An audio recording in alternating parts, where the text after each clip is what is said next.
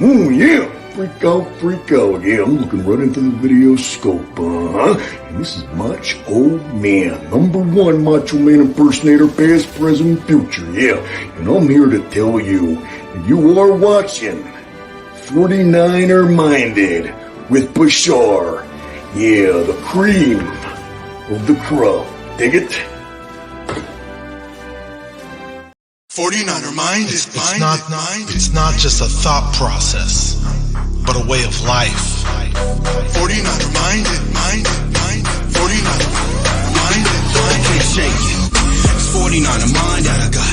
It's 49er shine that I got. My psyche's on another Frisco Super Bowl. Don't sit slow, cause here we go with a super show. A red and gold session. About our red and gold obsession. With some well-controlled expressions. Let's talk about that win that we got.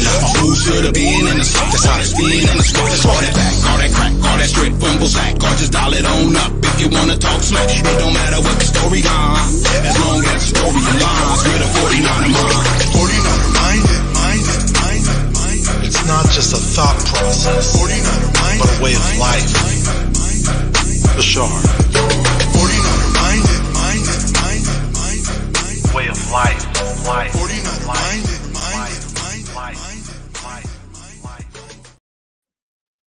What is up, everybody? Welcome to another edition of 49er Minded, where we get into the minds of 49er fans.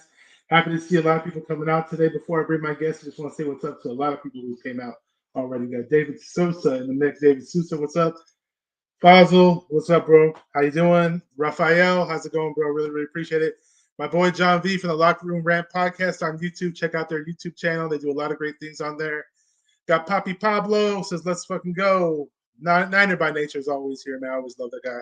Always has a lot of great things to say. And without further ado, let's bring on the man, Raj from Oursf49ers. What's up, bro? You're on mute, I think. I don't know why I'm not hearing you. Maybe leave and come back. I don't know. It doesn't show that you're on mute actually, so I don't hear you. Yeah, I don't hear you. And my earphones are working, so hang on. This is weird. How about you leave and come back? Leave and come back. It's all good. In the meantime, let me say what's up to SF Flood 2542. Roger's trying to figure out what he's doing. I don't know why I don't hear him. Let me see what's going on here. Hang on. Just a second. It's kind of awkward, I know. I apologize. Every now and then in the land of streaming, in the land of YouTube, things do not go as pleased. So let me see what's going on here. Yeah, my audio is working fine on my end. Just okay, you're muted now. Say something now. Say something. Okay, I think he's gonna leave and come back. So it's all good, man. What up, Randy Daytona? How's it going? Yeah, man, it's a lot of stuff going on. Yeah, he said he couldn't hear me. Actually, he just typed it to me in the chat, so he'll be back. So I don't know. We tested it out before the stream started, and we heard each other just fine. And now it didn't work, but he's gonna come back, so it's all good. You need Bash's Pizza Hour. He's talking about pizza, man. I might have to do a pizza type show. I'm always talking about it on my show. If you guys are on my Instagram, check out my Instagram. I'm always putting up different pictures on there. My Instagram is very easy to find. It's just type in 49er Minded. You can find me really easy on there, or you can find me on over on Twitter as well. Let's try it now. Let me add you to the stream. Hopefully I can hear you.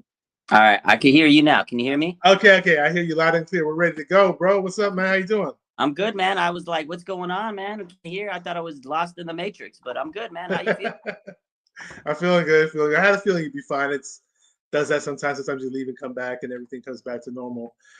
What up, Joey Arredondo? This guy is from the 49er Hive. He's with those guys over there, and he's notorious for dropping a lot of funny comments in the chat. So you never know. He might clown on me, or might clown on Raj, might clown on something we say or do, but it's all in love and all funny stuff, So we already appreciate it. He's got a lot of funny comments in general. That's how he is. We got Dick Nasty. That's a funny name. I know what that is, though. He's got his Niner tattoo, man. Yeah, so we're coming fresh off of the victory against the New Orleans Saints. Before we get to the Dolphins, were there any little quick things you want to take away from that game, really quick? From the Saints game, I mean, defense, man. That defense is unbelievable. They really put the pedal to the metal. They made those adjustments in the second half. A relentless 2 goal line stands, man. I love this defense. Fred Warner playing best of his career. Nick Bosa had a big time play. Talanoa Hufanga continues to shine. But yeah, this defense was amazing. On that Talanoa Hufanga play where Greenlaw held up the dude, what's it called, Alvin Kamara, and Greenlaw held him up, and then here comes Hufanga and come in and punch the ball. I mean, it wasn't the same style of hit, but it was the same part of the field. Obviously, different stadiums too. It wasn't Candlestick, but remember when Dante Whitner was a Pierre Thomas that he hit? Yeah, and then that running back. Yeah, I said that at the game. I remember saying that Sunday night or one of the days I was recapping the game, and I said it looked a lot like Hittner crushing Pierre Thomas against the Saints. It was similar, but I was listening to Greenlaw. He says he was trying to suplex. He was trying to suplex, dude. That man is crazy. I would have loved to see him suplex him, but here comes Hufanga just hitting him hard, man. Like, this guy is a friggin' rocket, man. This guy continues to make plays. Like, every week he makes a critical play that just shifts the game. Every week, interception, fumble. Like, he's a playmaker, man. Just great instincts, a flat-out playmaker. But, yeah, the defense was amazing. They got their work cut out for them this Sunday because he got a great offense coming on to the field. But, you can't talk about this defense enough, man. They've been really solid. Offense is still trying to figure things out in the red zone mainly. They get the ball up the field in the red zone. They kind of faltered. But, man, this defense has been all world. Michael Irvin yesterday on 957 said this is one of the all-time defenses. He compared them to the Ray Lewis-led Ravens. I saw that. I kind of beg to differ on that one. I mean, I hope he's right. But those defenses, especially that Bears defense, I don't remember how many sacks they had that year, but I mean, they had almost every single one of those dudes in the starting D-line had about 10 sacks apiece, if I'm not mistaken, on that Bears defense. They're filthy. I mean, I still think this could be one of the all-time defenses, but it's still early. I mean, they got to play these. They got to limit offenses like the Dolphins, right? That's what they have to do. If they play big-time offense, they got to be able to limit them. And then the other thing is, can they win a Super Bowl? Because you could be a great defense, but you got to win a Super Bowl because those defenses were so good. They carried their teams into a Super Bowl. Like, they had McMahon as quarterback, for the Bears, Jim McMahon, Super Bowl shuffle. And then you had the Ray Lewis led Ravens. They had who's their quarterback? Was it Dilfer? Dilfer, yeah, Trent Dilfer that year. And they had Joe Flacco when they beat us, and I remember the Buccaneers, a team that I see that John Lynch is trying to kind of emulate a little bit. They had Brad Johnson as quarterback. So we could win it. We could win it with the mid-level quarterback. Not always. Yeah, my argument is that, like, especially in the Bears there when they had McMahon, but that defense was just so sick. Like, I just think that, like, nowadays, this day and age, you need a quarterback that can do a little more. Like, when you mentioned Flacco, perfect example is Flacco, actually, because he was never the greatest quarterback in the NFL. He was never like all pro or anything like that. Maybe he made a few Pro Bowls, but he was more than a game manager, in my opinion. He was just enough to get you over that hump, especially that playoff run. Unfortunately, we fell victim to it.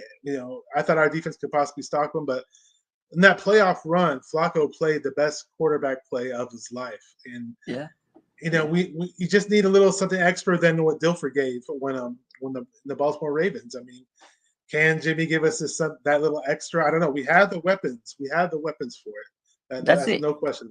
We have the weapons. He's played phenomenal this year. For Jimmy, played the best ball of his career. I think he's in a contract year. He's trying to get that bag. Every time he wins, he gets more money. So I feel like he's got motivation pushing him. But also, you got to remember too, playoffs is a whole different beast. Can he be a different quarterback? Because he's been a different quarterback so far in the regular season. If he could continue that and give us just a little bit more and play his best ball in the playoffs when it matters most, we might be able to win it all because the defense is phenomenal, like we've been talking about. They got the weapons, CMC, Kittle, Debo, like Ayuk. It's crazy, all the weapons they have. So, but they got to stay healthy and they got to, be able to keep a lead. That's one thing under Kyle Shanahan in his career is he hasn't been able to finish the job, basically. Yeah, I just put my overlay on. I forgot about that. Speaking of injuries, though, it's really important to talk about this. Elijah Mitchell, after the Saints game, the report was, okay, he suffered an MCL sprain, but what they're saying is the word around the locker room is it's not serious. And when I heard that, I went on Google and I was like, let me just look up average recovery time for an MCL sprain. And I'm seeing 6 weeks. Wait, what? Why are they trying to say it's not serious? Or what I'm reading 6 weeks, and lo and behold, the next day 6 to 8 weeks. I mean, chances are we probably don't even see Elijah Mitchell for a playoff run if we do make a playoff run. Yeah, they got to make You're the injury medical expert here too, by the way. And I thought the same thing. You know, when I saw it, I was like, okay, because I saw MCL sprain. I was like, I mean, if they're saying it's not that significant, and it was an MCL sprain, I was like, well, maybe a grade 1. That's 4 to 6 weeks. And then when they dropped to 6 to 8, I was like, that's a grade 2. That's more significant than they let on. And that's what, man, they pissed me off because they do that a lot. They sometimes say, oh, yeah, it's not that significant. Armstead, right? A couple weeks ago, they said, oh, it's not, he should be back. The man missed 6 to 8 weeks because he had a hairline fracture, right? So it's like sometimes they hold back on injuries. I mean, obviously, they don't have to give the full report. But, yeah, the MCL issue with Mitchell, it sucks because it's his opposite leg now. He had both knees. If they make a deep, deep run in the playoffs, then yeah, he may be back. But at that point in the season, is it even worth bringing him on the team? Because, at that point, Mason will have been, churning, and you don't want to ruin the rhythm of a team. So I don't know if Mitchell even comes back this season, even if he's healthy. Maybe if they make it to the Super Bowl, maybe. But how effective will he be? Yeah, it sucks with the whole Mitchell thing. We were excited to see him back. First game he comes back. He looks excellent, looks great. Looks like an excellent 1-2 duo with him and CMC. And it was like a little tease. It's always a little tease with these running backs with us. We had it with Mostert, got it going on with CMC. Now, hopefully it's not the case not with CMC, I mean with Mitchell. Hopefully it's not the case with CMC. Hopefully Mason steps up. Hopefully TDP steps up. We need those guys to do work for us. Let me just say what's up to some few people that dropped in. We got Kenny in the house. What up, Kenny? How's it going? It's always good to have you here. We got Corey Davis. What up, Corey? Says, hello, 49er and Raj from Oursf49ers. Yeah, you guys don't know who this guy is. This guy is like a legend on Instagram.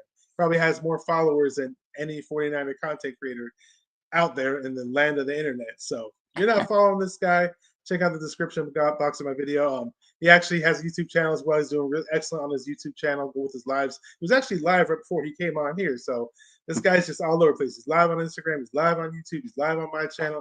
You can't miss Raj. And when we're out in public, man, the few times I have met Raj, just like I just feel like you're hanging out with a rock star, and I feel like I'm his bodyguard. You know what I mean? Because everybody's like, "Hey, what's up, Raj?" And everybody comes up to Raj. Raj is like, "Hey, what's up?" As if Raj has known the guy for like 20 years, man. I just love that energy you bring with Niner fans. I appreciate you. That's what we got to do. You see a Niner. It's like there's that meme when you see another faithful. It's like you connect. It's just like you've been boys for like years, But yeah, every time we hang out, it's been good times. And you got my back. I know if anybody tries to step up, I'm like, you got to mess with Bashir before you get to me, man. You got to mess with my big boy Bash. He gonna sit on your face before you come with me, man. He gonna beat your ass. So appreciate Bash. We've been hanging for years, man. So it's always good to hop on here and you doing your thing on YouTube. Keep grinding, man. It's always fun talking Niner football with you, man. Yeah. We got Niner Sickness for the Niner Sickness podcast. It's hello, Bashar and Raj, all the faithful Niner Sickness, and I do a collab every Monday at 49ers First Takes channel for the NWA podcast. There's a short little clip of me on my Instagram and my Twitter, and I have a short video on YouTube of where I was mistakenly called Beto, which is Niner Sickness's name, and I did my little Niner Sickness tribute impression to him. So if you want to check that out, feel free to. Yeah, we're going to get into the Dolphins preview in just a minute. Just want to say what's up to some people who got in here late. Damian Lee says, what's up? Cowboys Angels says, bang, bang, Niner gang.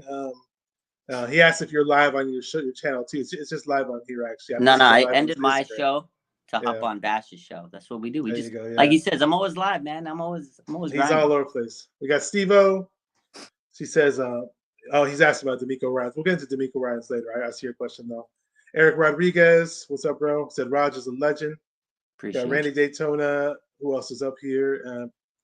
So there was a question about D'Amico Ryans in the chat, and something like, if he goes, who do you think is going to replace him? That's what the question was. I saw somebody, I forgot who did it. There were so many questions popping in, but I have somebody in mind who they might replace him with. I don't know who you have in mind, but if you feel like answering that question, it's all yours.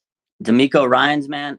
First and foremost, we're gonna definitely miss the guy. He's been a revelation. That's the guy I wanted them to promote when I knew Salah was out. I was like, you know what, this guy's worked his way up. I think he's the natural guy to take the job, and he took it, and he's been great.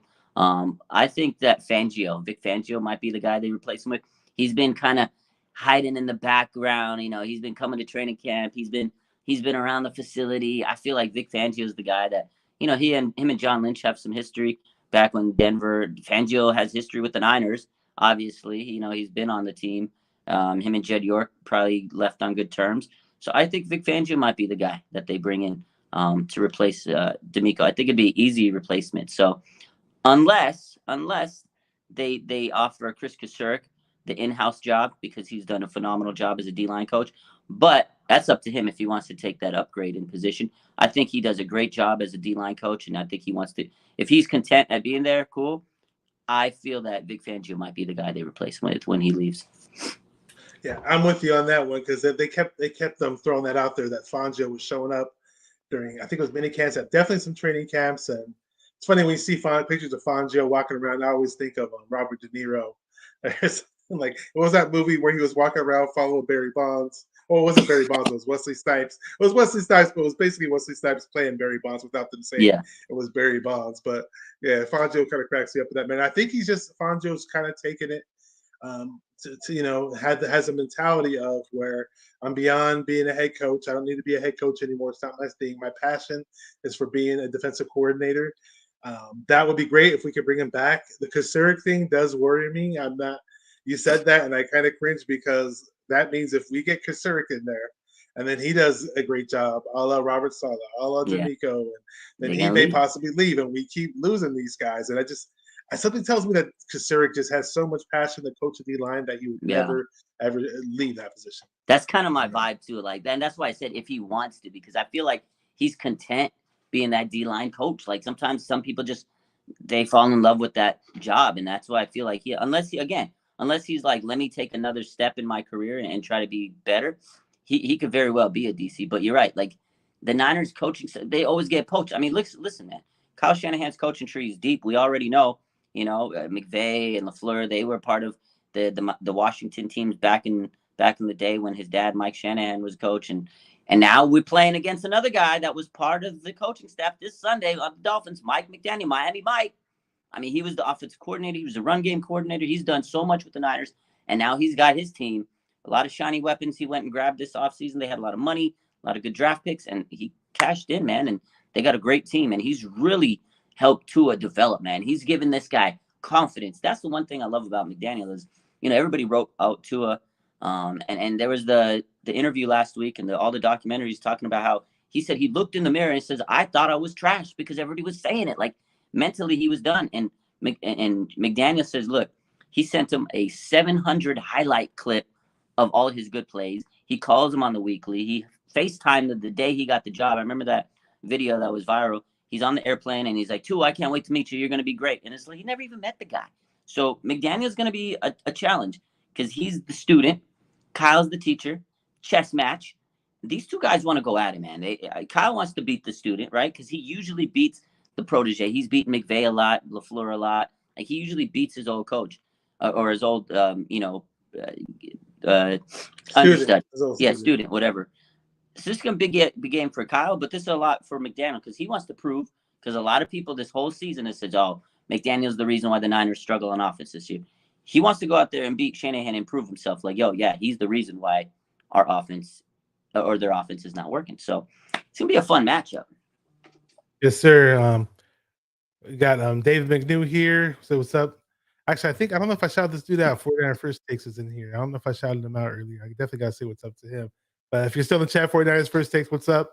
I don't know. I don't see your chat. It's lost in the wind. Oh, here he says, what's up, my dudes? I think I missed you earlier. But yeah, man, a lot of chats are just flowing to keep up like I normally do. But yeah, I mean, what McDaniel's doing with these Dolphins is great, but at the same time, it's scary because we're playing them this week. And Tua, I didn't think, not that I thought Tua was terrible or I thought he sucked. I never ever had those thoughts about him. Never thought he was a bust. But at the same time, I wasn't expecting him to do this, to take that leap that he has taken this season. Yeah. This guy, I believe if I'm not mistaken, he's like leading the NFL currently in passer rating. It was like 115 if I'm not mistaken when I looked it up. Yeah. And 9 yards per attempt, which is number one in the NFL, which is ridiculous. He's got Tyreek Hill and Jalen Waddle. Pop your bottle, let your body wallow, whatever. It's just crazy, man. Like, And on top of that, I was so mad when we traded away Jeff Wilson Jr. because and I understand that they honored him and they honored his request. He didn't want to be in Niner anymore, because he was lower on the depth chart. Lo and behold, we lose Mitchell, which sucks. But like we gave him to the freaking Dolphins, though. We made the Dolphins stronger, and here we are playing them, and they already have Mostert. But I guess Mostert's not playing this week, correct? Yeah, well, he's limited in practice. He might. It's not officially that he's not going to practice, but there's no official word that he's not. But yeah, Jeff Wilson Jr., a guy that it was a business decision. Unfortunately, they chose Elijah Mitchell. He's younger. He was cheaper. Jeff Wilson Jr., obviously in a contract season, he was probably going to get paid this offseason. They gave him the opportunity with the team that he's very familiar with. They run the same offense pretty much. So if anything, they did Wilson a solid. You go out there and put in a good season and then get paid for it. So it's going to be tough because he's going to want – it's a revenge game. Jeff Wilson Jr. revenge game. There's going to be a lot of old Dolphins playing. Primarily Jeff Wilson, I think, is going to be the guy that really wants to come out and show like, yo, man, this is what you gave up. I hope you miss me, kind of vibe. They also have a lot of their coaches. We talked about McDaniel. They also have Wes Welker, wide receiver coach. He went to Miami, man. The tight ends coach, Embry, he went to Miami. Like, Mike McDaniel took whoever he could get from the 49ers and took them with them. And that's what you want to do. You want to establish yourself with people that you're familiar with so you can build your team when you first start. And a lot of people call them the Miami 49ers, man. It's kind of crazy, but it's kind of what it is. They're the Miami 49ers. They have a lot of players and coaches and everybody from this team, and they run a similar offense. I was watching their film. It's kind of like it was literally watching the 49ers, all the motions and stuff. The only difference is the deep pass because the speed of that. Oh, man. Waddle and Tyreek Hill are so quick. And you're right. Tua's had a great season. All the numbers you said. It's because they run, they establish that play action. And then when he needs to, he can drop it deep to Tyreek, and he's going to go up and get it. Or drop it to Tyreek, and they're going to go do whatever they need to do after the catch. Those two guys are so quick. It's crazy. So the one way to stop them is to get pressure on Tua. We have to get pressure on him. That's why I'm glad Arik Armstead's back this week, which I was talking about earlier on my show. Armstead's back is just a key to get to Tua. That's going to help Bosa, the defensive player of the month. Take some pressure off of him. Got to get to Tua. That to me is the key. And also the rain's going to help the Niners because that'll slow down those fast. That's true. It'll slow down the speed of Tyreek Hill and Waddle and all that. We got Del G. Says Waddle's Debo. What's up, Del G? If you don't know who Del G is, you got to check him out. He's been on my channel before. He's a 49er hip hop artist. He's releasing a 49er rap album featuring all different kinds of 49er hip hop artists like Dave Canal and all those guys, and Ray Pena, 49er dude, all those dudes. 49er dude's the guy who did my intro, and Del G's just a great person, really, really nice guy. And we got Shardal here from SG Sports Talk channel. Says hi, Raj, right here. What's up, bro? How you doing? We got Cynthia in the house. She's a Raider fan, but she likes to support. She's a good friend. There's one guy said something kind of funny. It was Eric Rodriguez because we were talking about Mostert. He said, hell no, Mostert's ass better play because they coming for his ass. He might not want to play after all this week's drama. I know he said what he said, then he backtracked, and then he says they took it out of context. Then Aziz yesterday was on 957, and he was like, look, man, I don't care what he says. I'm not going to hit him any harder than I hit him in New Orleans. I don't know. It's just been a lot of talk. If Mostert plays, you better believe they're coming for his neck. Yeah, especially if Dre Greenlaw. And Dre Greenlaw doesn't care. Like you said, he was trying to suplex, Alvin Kamara. Dre Greenlaw is just ruthless, man. He's ruthless, man. Yeah. We got JaVale in the house, JaVale 2K. Great to have you guys. Excellent turnout, man. This Niner team, you can pretty much say this. Hands down, this is the best defense the Dolphins have faced all year. Mm-hmm. And I was just looking through the previous games the Dolphins have, and they haven't had, they haven't had a hard. It's been really easy for them to score all year. They're number 6 in scoring, 25.6 points per game. Obviously, KC's number 1 at 29. But when they played the Dolphins, when they played the Steelers, they struggled a bit in terms of putting up points. When they won the game, they only put up 16 points, and we'll see. This could be the best defense / pass rush they faced all year. Mooney Ward, when you try to go at Mooney Ward, he's got a 68 passer rating, so it's not like he's giving up anything easy. Every now and then he may slip up a little bit here and there, but Mooney Ward's a tough guy. But our overall defense in general, even though it's very good, we do kind of give up some yards to wide receivers. We're like, well, it says right here, 90.9 rating to wide receivers in general. We're kind of like the classic bend but do not break defense. Yeah, bend but don't break. Yeah, yeah, I agree. And it's going to be a battle because look. So if you look at the stats over the last month, because both of these teams are probably the hottest teams in the league, right? AFC, NFC, respectively. The Dolphins have 4 straight 30-point games. It's crazy. And the 49ers have had 4 straight games where they didn't allow a single point in the second half. So it's like, it's going to be crazy. 2 crazy streaks. Again, the Niners have been playing lights out defense, and especially in the second half, they just make these adjustments. They tire these teams out. They hit them in the mouth, and teams just can't score on them. And then the Dolphins, though, have just been flying everywhere, just putting points up. Like I said, 30 points in 4 straight games. Something's got to give. But I think what you said was right. The Dolphins haven't played a defense like the 49ers. They're physical. The 49ers are a physical team. They're going to hit you in the mouth. They're going to fly all over the place. You got Greenlaw. He doesn't care what you're doing. He wants to beat you up. He wants to kick you in your teeth. He wants to suplex you like we were talking about. They got guys that are flying all over the place. They are a bend but don't break. They have a great D-line, and that's the key. If they can get pressure, the key, man. Amenahu, Ebukam, Drake Jackson, Nick Bosa, Armstead, those guys are going to be hunting. Now, I think the issue with the 49ers in their secondary, ever since, Manny Mosley went down, it's kind of been like, okay, who's that second corner? And they've been kind of rotating, and, they have these young guys who sometimes they'll make plays, but of course they're going to get tested, and teams are going to throw on them. They don't want to throw to Mooney Ward, so you got Deommodore Lenoir and Ambry Thomas and Sam Womack, and not that they're bad, but they're just young. So teams are going to pick on them. And I think that is going to be one of the X factor matchups is if they're going to put Tyreek Hill on Deommodore Lenoir. Holy crap. I mean, I love Lenoir, but that's a big matchup for him. Or Waddle. And then you got Jimmy in the slot.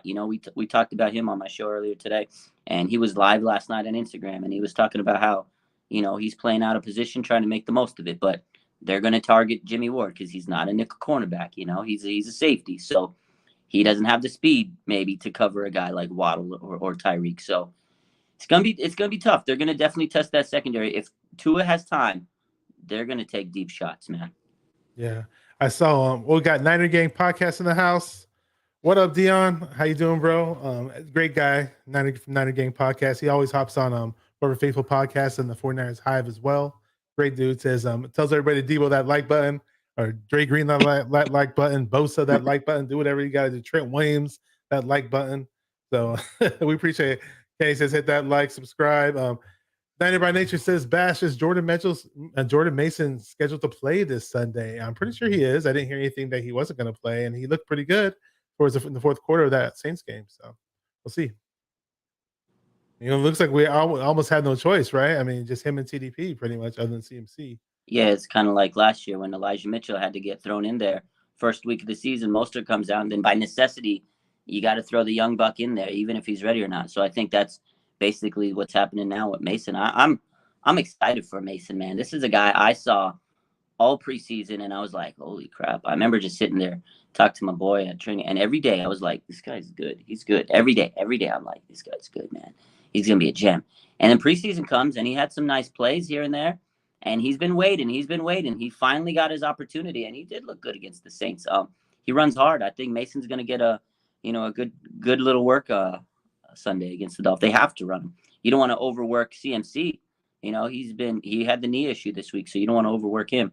So you're going to hopefully get a lot of Mason. I also think this is something I've been thinking all week. I think they'll probably call up Tevin Coleman this weekend. Wouldn't surprise me one bit if they call Tevin Coleman.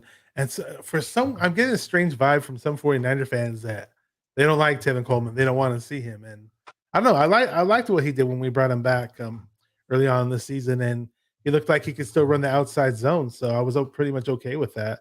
I had no problem with Tevin Coleman one bit. So we'll see what.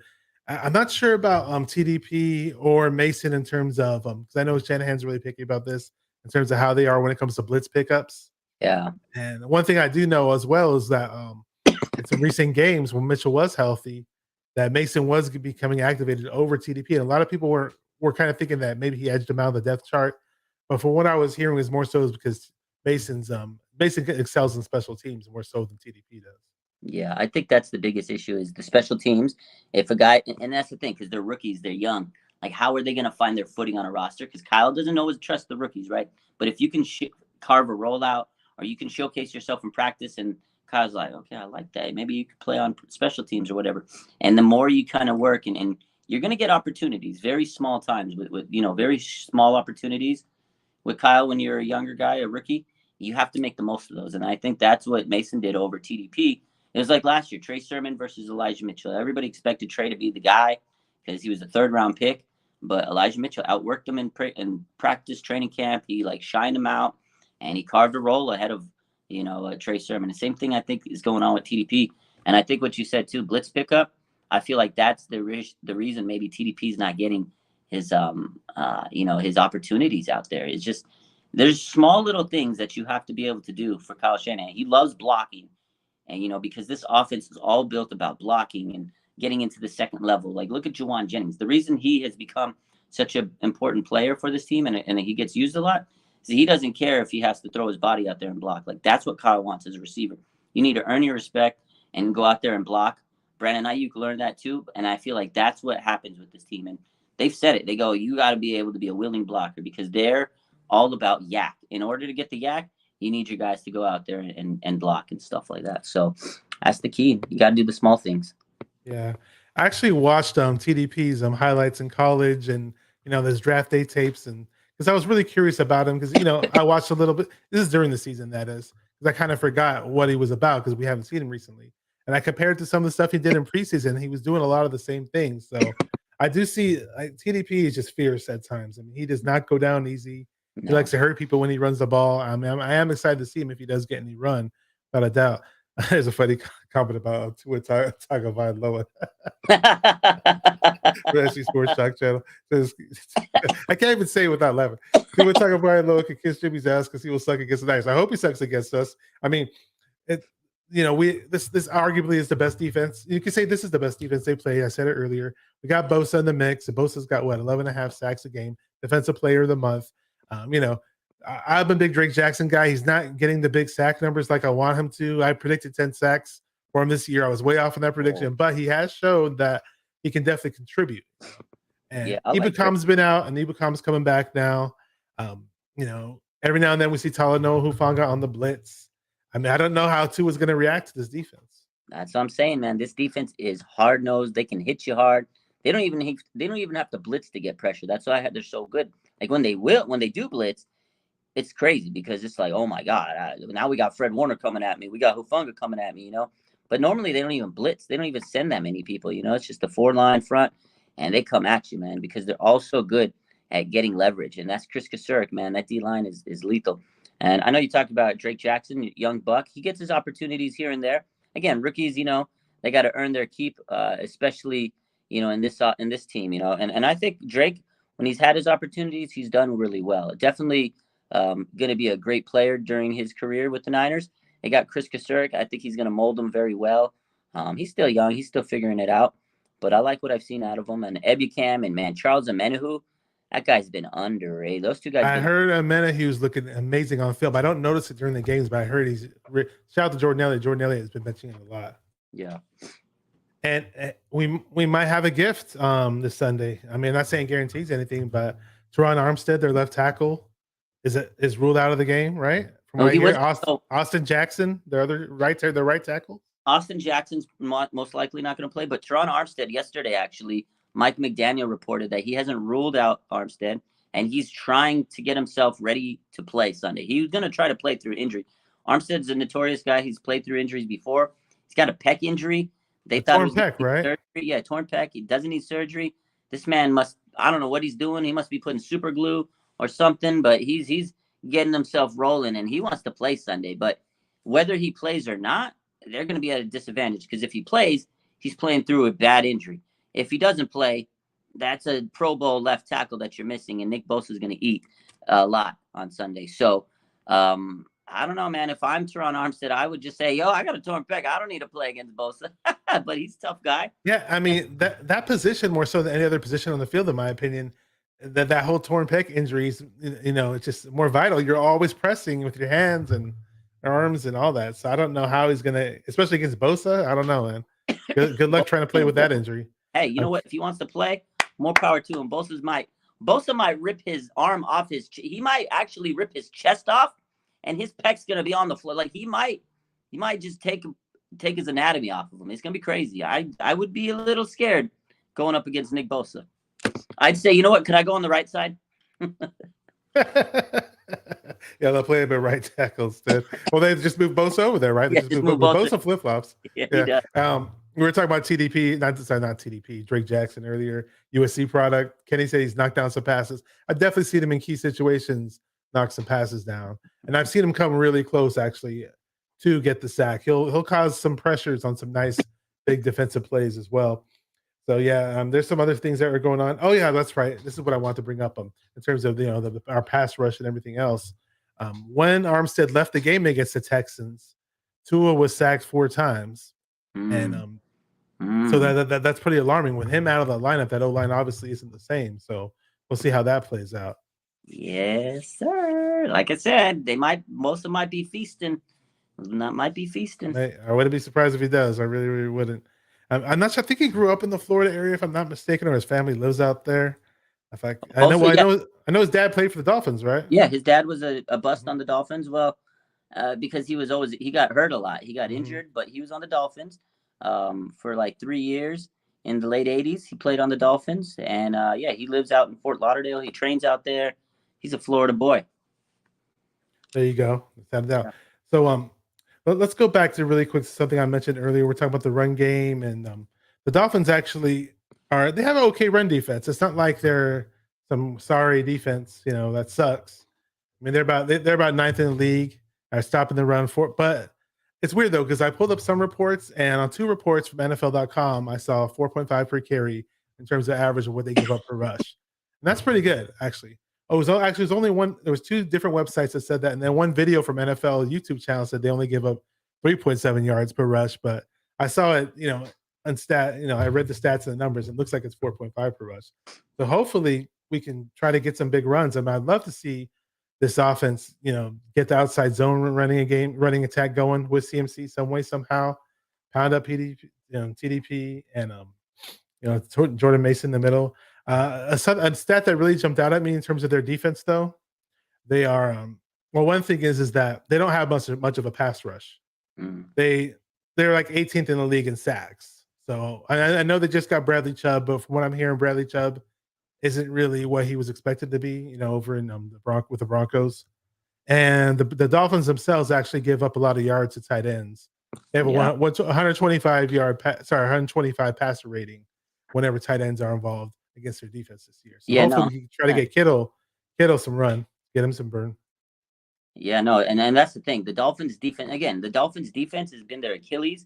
I mean, they score a lot of points because they gotta make up for that defense. That's what they're really missing to be an elite team in this league. Like, they're a really good team, but if anything, their weakness is their defense. And again, Bradley Chubb, definitely they needed that because pass rush has been awful for them. And then I wouldn't say Bradley Chubb isn't as good as they wanted him to be, but if he's their only pass rush, obviously they're going to double him up and don't really have anybody else still on that line. So they definitely got to address that this offseason.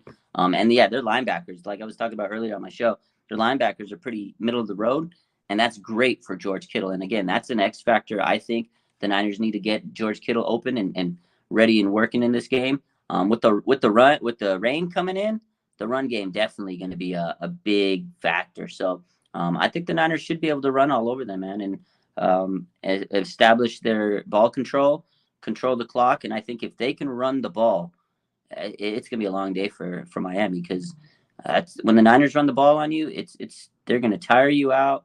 And again, they don't have the greatest defense. So if their defense gets tired, man, we're going to have our way with them.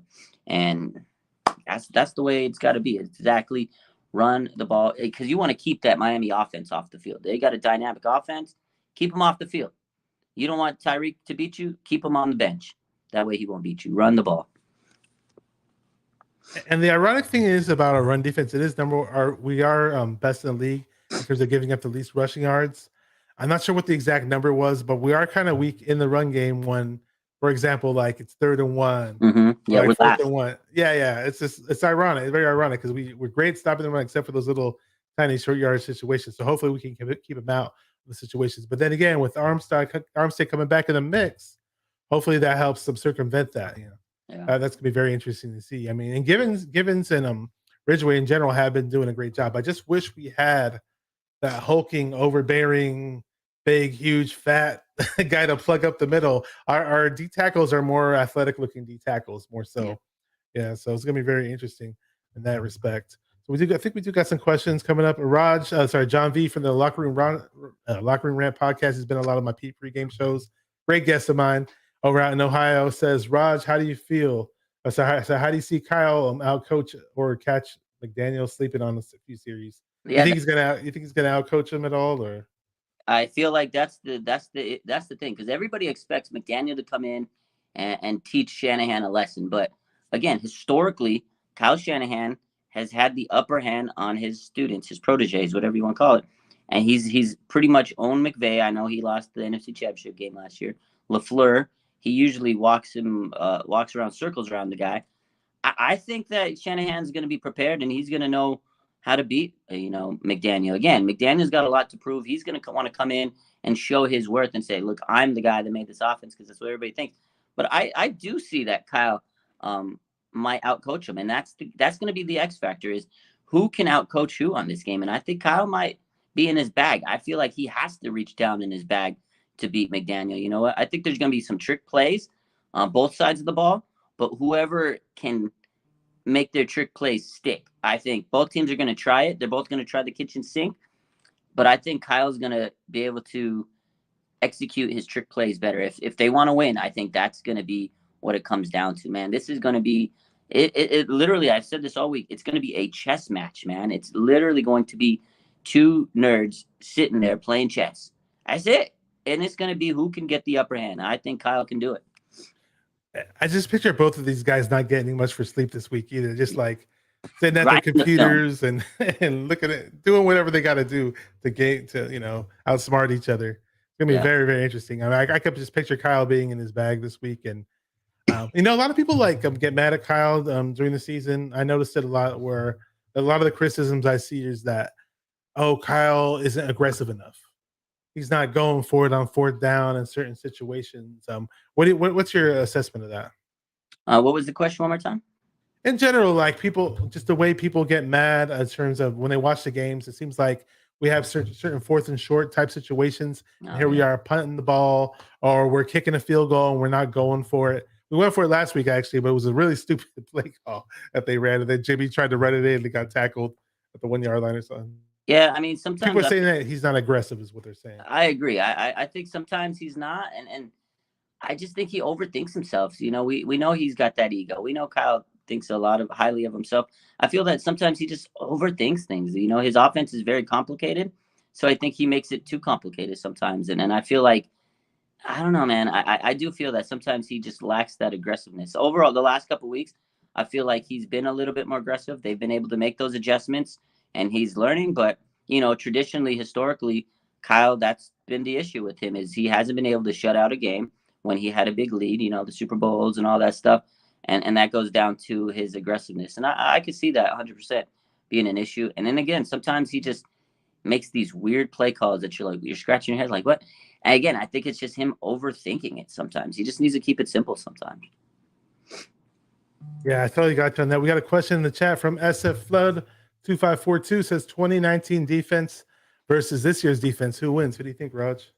It's a tough question, man. I know that question always comes up. 2019 defense was insane, man. I mean, the D-line, the linebackers, probably just as good. Secondary, I think, is the difference. They had Sherman back there, but Mosley was very young. You had Tart back there. I don't know. I think it's very close.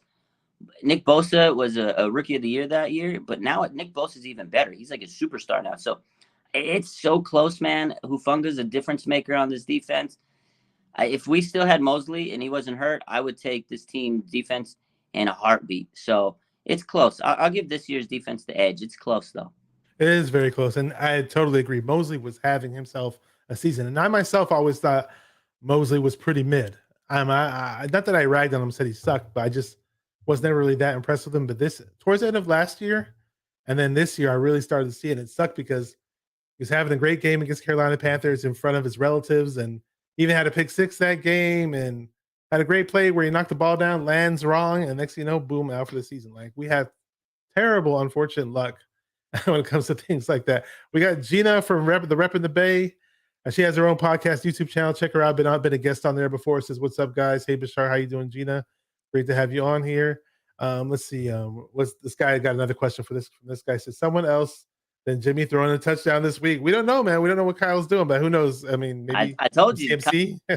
I think Kyle's going to be in his bag. Trick play. I'm going to call it. I'm going to say it's going to be Deebo Samuel throws a touchdown to Christian McCaffrey this week. Calling it. Okay. So Deebo to CMC. We're waiting for that. Yeah. I know there might be a few other questions in here that I might have missed. Let me just check through. Got a few comments in here. David McNew says Shanahan should know McDaniels. Yeah, I think so. And I just think Shanahan's got to be super determined this week. Yeah, does not want to get shown up by him at all. We were talking about nose tackles earlier. I think you meant Cameron Hayward on Niner Game podcast. We were talking about like a defensive line type of player that would make a difference. I think Cameron Hayward played for the Steelers, if I'm not mistaken. Like a big, huge, bulking nose tackle. We used to have like Michael Carter back in the day, plugging up the middle. We had Ted Washington and Dayton Stubblefield and Brian Young next to each other were really nice. Just one more guy in the D line would be just like perfect. But who knows? Maybe go ahead. That's why I wish we would have kept DJ Jones. Last year he was nice. He was we tough, got the Kalia Davis in the mix. He'll be there next year, But I think they put a lot of chips in on Kinlaw this year, and I think that's who the guy they thought was going to be that menacing Hulk in the middle. Unfortunately, he hasn't panned out because of injuries. But Arik Armstead coming back will be huge because he's such a good player and that interior. And like you said, Ridgeway and Kevin Givens, they've filled in admirably. They've been okay, but they're not elite. We need a big time presence, and I think that Armstead can really help out in that area. But man, I miss DJ Jones. I like DJ Jones a lot. He's a stubby, bulky dude, but he could move too. It wasn't like he was slow or anything. He had this like sneaky type agility, sneaky type speed. And then nice thing about Kalia Davis when I saw his film is he's a former linebacker actually. And when you watch him play, he's that same similar style to DJ Jones in terms of being a D tackle, but you can see the linebackerness in him. Some way, somehow you can kind of see it. Looks like I really appreciate everybody's questions on here. We got to go. Since you've dropped his name, we got a question right here. And this guy knows all about sports injuries, and he's the guy to ask because he works in that field. And the Kinlaw question popped up. What's the prognosis on Kinlaw? I don't know. I mean, there hasn't really been an update. He's still on the injured reserve. This is the way I'm looking at it. They got 6 more weeks. They haven't activated him from the injured reserve, yet. Usually when they do, they give you that practice window. You get 3 weeks. It's getting down to the nitty gritty. I don't know if they will. And if they do, it'll probably, he might come back for the end of the season, but, he had ACL recovery, reconstruction this offseason. It swelled up. It got irritated. And I don't know, man. I don't think the prognosis is too good for Kinlaw. I mean, I wish him the best, but I mean, he's had knee issues the whole time. And for it to be still aggravated after he had a clean, ACL reconstruction, and they said this was the best news, the best thing that he could have happened, and it's going to fix all his issues. I mean, going back on the field out there and putting all that work on it, it obviously wasn't ready. And I don't know. I think it's going to be,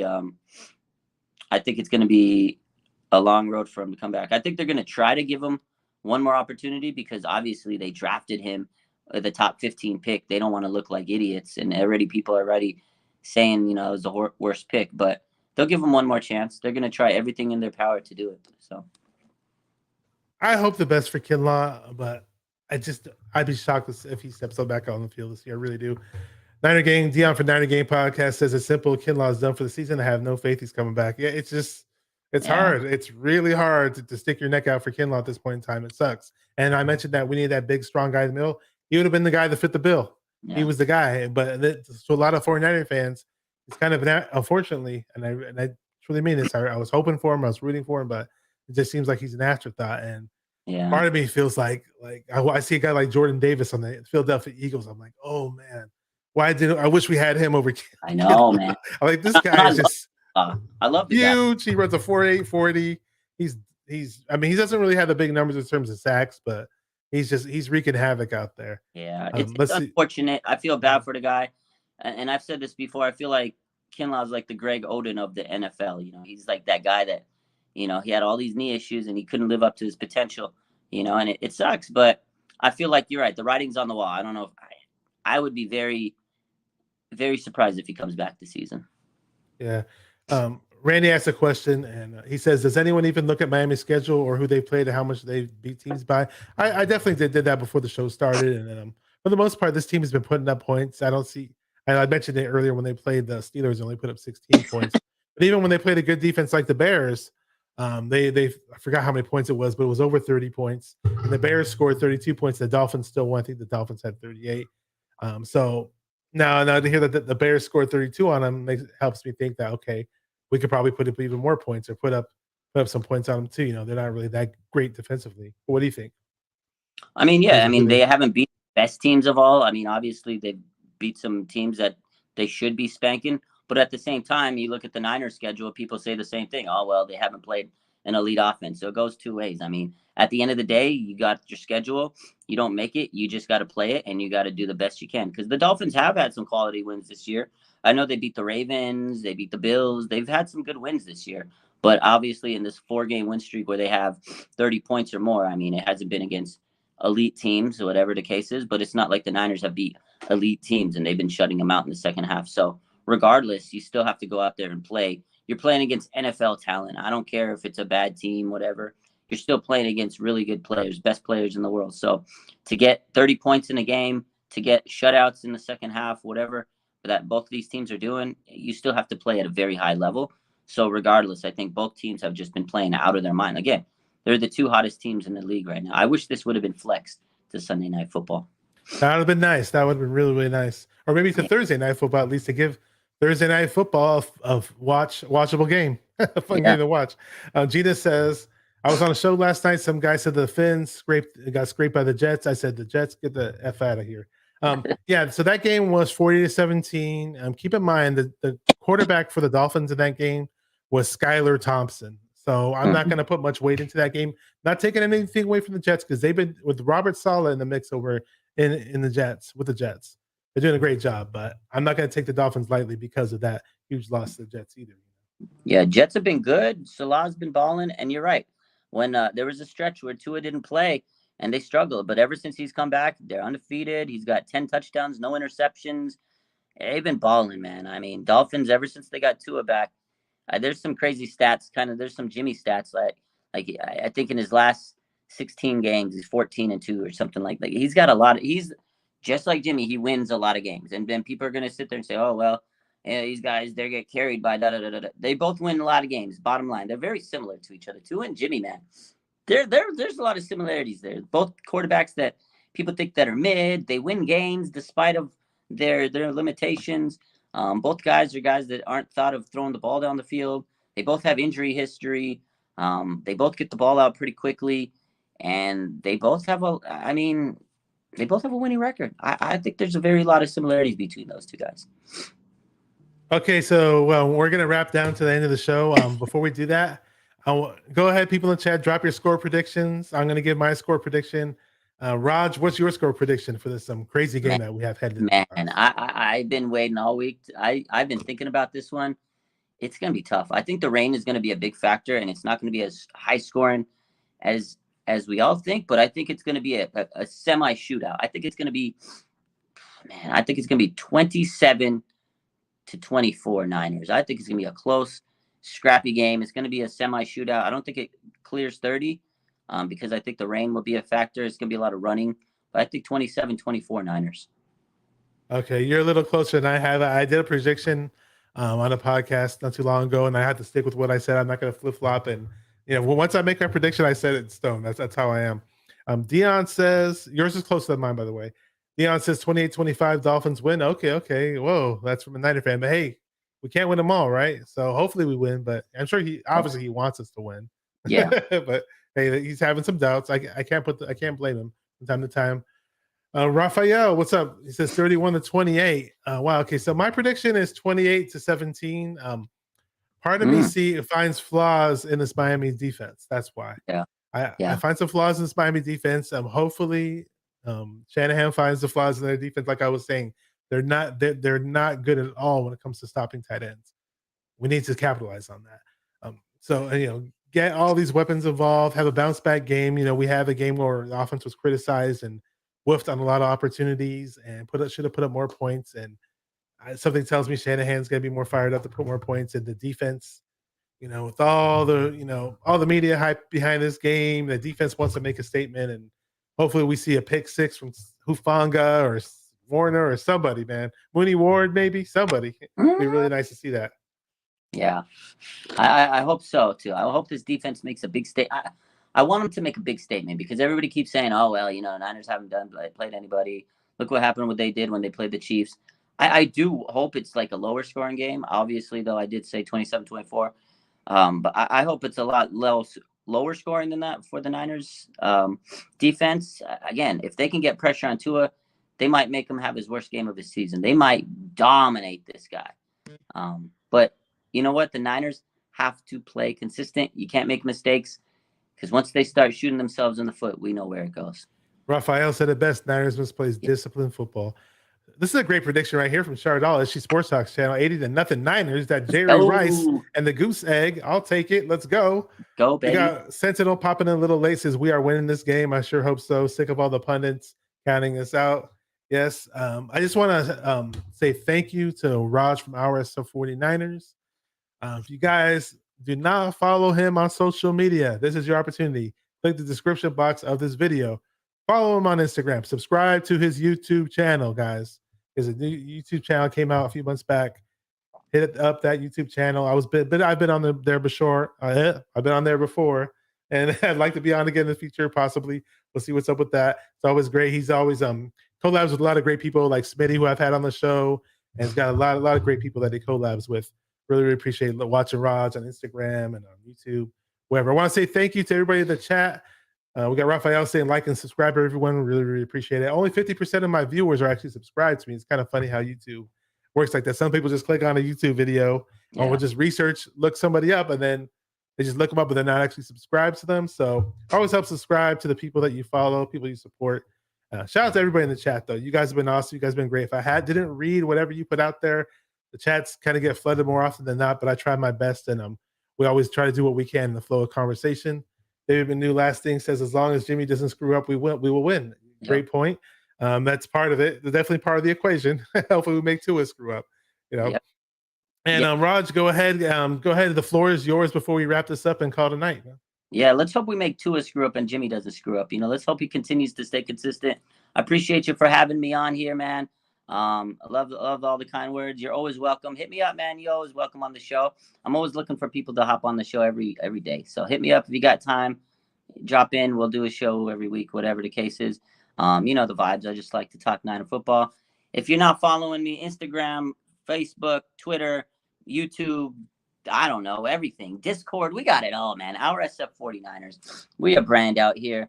Follow the show. Follow the channels. I love you guys. Let's get a dub on Sunday. Appreciate you for having me, Bash. And if you guys are following Bash, make sure you hit the like button. Help my boy out. He's getting close. He's getting close to 1,000 subs. I just hit 700 yesterday. So yeah, you're getting close, and you're getting close to the 4,000 watch hours. I saw that you posted it up the other day. Let's get my boy to 1,000 subs, and let's get him to 4,000 watch hours. Let's get my boy paid up, man. Let's get Bash cooking, man. Let's get my boy cooking. If anybody's here from me, from my channel, go hit that subscribe button, and let's help my boy Bash out. I love you, man. Thank you. Love you too, man. I love the vibe. I love the way you are towards the 49er community. We've been knowing each other for quite some time. It's always a great conversation, great vibe with us whenever we run into each other, whether we do it live or in person. Thank you guys for watching 49er Minded. Hopefully we beat the snot out of Miami Dolphins. It could be close as long as we get the W, but I'd love to see a blowout. It's 49er Minded, where we get into the minds of 49er fans. Keep repping those 49ers and stay 49er minded. Peace. Let's go. Squish the fish. Let's do it.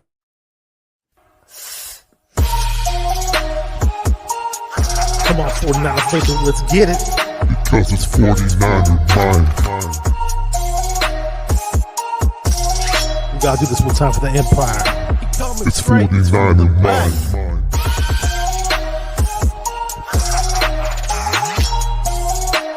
It's 49er mind. We gotta get that brick by brick real quick. Yeah,